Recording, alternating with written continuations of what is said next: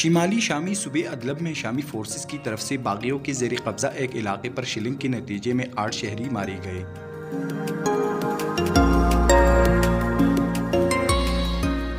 امدادی کارکنان کے مطابق آج ہفتے کے روز جنوبی ادلب کے گاؤں ابلین میں بلا تخصیص حملوں کی وجہ سے ہلاک ہونے والے میں خواتین اور بچے بھی شامل ہیں۔ یاد رہے کہ یہ کارروائی باغیوں کی آخری اور اہم ٹھکانے پر کی گئی۔